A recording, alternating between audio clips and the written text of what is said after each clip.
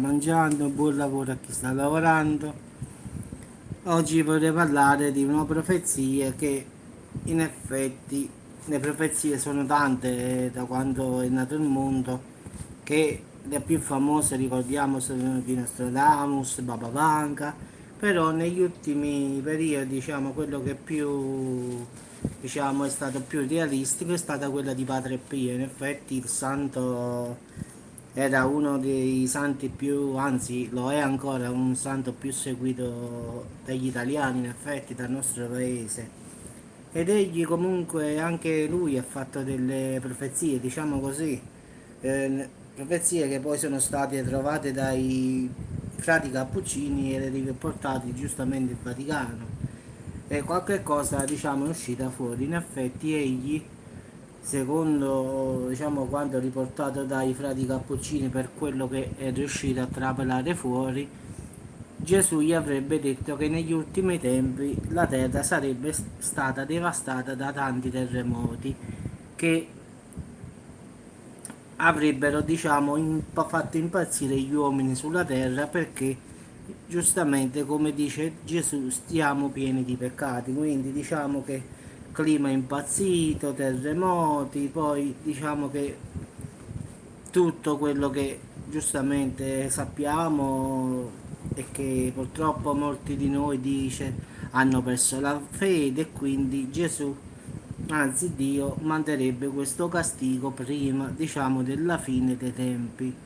Quindi dice che il mondo sta andando verso la rovina, che gli uomini hanno abbandonato la strada giusta e quindi sarà la catastrofe per tutti. Diciamo che verranno cose tremende, e dice che lui stesso non riesce più a intercedere per noi uomini, perché diciamo il male qui sulla terra è troppo. Cioè, quando era ancora in vita, questa è stata diciamo, la profezia che Gesù gli avrebbe rivelato.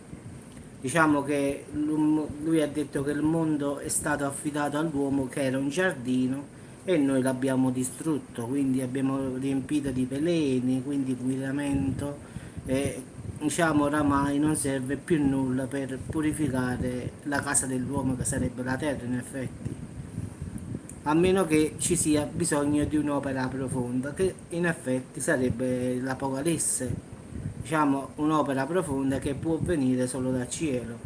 Quindi egli dice che ci saranno 3 giorni di buio. Penso che questa storia dei 3 giorni di buio la conoscono tanti. E dice che in questi 3 giorni rimarremo in casa come diciamo mezzi morti, senza mangiare, senza bere. Quando tornerà la luce, parecchi di noi purtroppo non ci saranno più. La gente dice scapperà a destra, a sinistra pensando di trovare la salvezza, ma non troverà nulla. E quindi lui dice che tanti uomini periranno, e dice che noi siamo come delle formiche e cui ci scioglieremo, perché la terra scomparirà. Diciamo che purtroppo l'uomo ha distrutto tutto quello che Dio ci aveva dato, e prevede che anche un meteorite cade sulla terra e molte nazioni saranno cancellate. Quindi profezie, ciao Massimo, sì sì, profezie molto pesanti, diciamo. Gli uomini dice che vivranno una tragica esperienza, verranno travolti da fiumi, da fuoco, e quindi però promette che Dio rimarrà vicini ai puri di cuore. Quindi dice che comunque quelli che purtroppo sono persone che si comportano bene non dovranno temere questi eventi, perché saranno immuni da questa punizione divina, diciamo così. Quindi diciamo che forse, perché io sempre dico, tutto questo può essere vero come può essere falso, ragazzi, stiamo sempre lì. Anche se purtroppo, a dire il vero, il fatto dei terremoti, i cambiamenti climatici è anche vero. Quindi in effetti ci sta e non ci sta questa. Sì, Massimo dice che i buoni di cuore non saranno toccati da questo fuoco, fiumi di lava e queste cose così. Quindi perciò si parla di eruzioni vulcaniche, di meteoriti che cadranno, diciamo queste cose, terremoti. Diciamo che chi sarà puro di cuore sarà, anche se succederà questi eventi, non saranno colpiti da queste disgrazie, diciamo così. Quindi in effetti quelli che sarebbero vittime di queste cose sarebbero solo giustamente le persone che non sono, che sono cattive, diciamo così. Quindi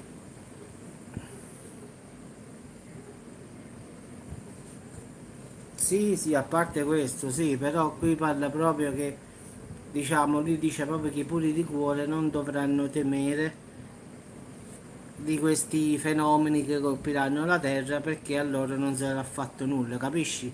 A parte il paradiso, diciamo, ma anche con l'avvento di questi eventi dice chi è puro di cuore non perirà nemmeno sotto questo, diciamo, giudizio finale, che sarebbero meteoriti.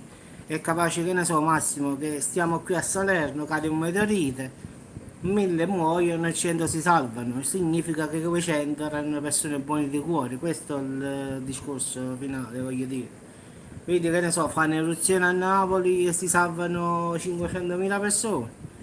Allora dicono quelle persone erano buone di cuore, mentre gli altri sono periti, quindi questo è più o meno quello che Padre Pio avrebbe lasciato ai frati Cappuccini, che poi i frati Cappuccini l'hanno riportato in Vaticano, questo diciamo suo diario, chiamiamolo così, va.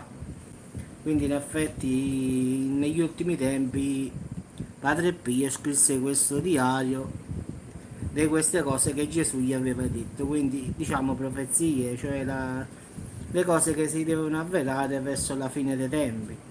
Quindi diciamo che i terremoti ci sono, le eruzioni ci sono, i meteoriti pure ogni tanto pure qualcuno cade, quindi forse davvero stiamo vicino alla fine dei tempi. Quindi come sempre rimango col dubbio comunque, non posso dire è vero, non posso dire è falso, però il dubbio come sempre rimane, quindi perché le cose che dice sono vere, stanno accadendo, però poi dice ma possibile, quindi diciamo è una lotta anche fra noi e noi, credere o non credere. Allora, il fatto di credere in Dio, nel Padre, nel Figlio e nello Spirito Santo ci sta, però io come sempre ho detto, io ammiro tutti i santi, ammiro la Madonna, ammiro tutto, però giustamente come sempre ho detto e ripeterò fino alla fine dei tempi, affinché ci sarà sulla terra, io prego solo il Padre, il Figlio e lo Spirito Santo. Padre Pio, alzo le mani al cielo, anche qualche volta non faccio ammenda, io, anche io ho pregato a Padre Pio, però le mie preghiere vanno soprattutto a Dio e a Gesù, quindi invece la gente perde questa concezione e si dedica solo alla preghiera dei santi, e questo è sbagliatissimo. Io non ho mai detto che i santi non vanno venerati, questo è il problema. Cioè, vuoi un aiuto, chiedilo a Dio, vuoi qualche cosa, chiedilo a Dio. Non devi mettere in mezzo un santo per avere una grazia da Dio, lo puoi fare direttamente.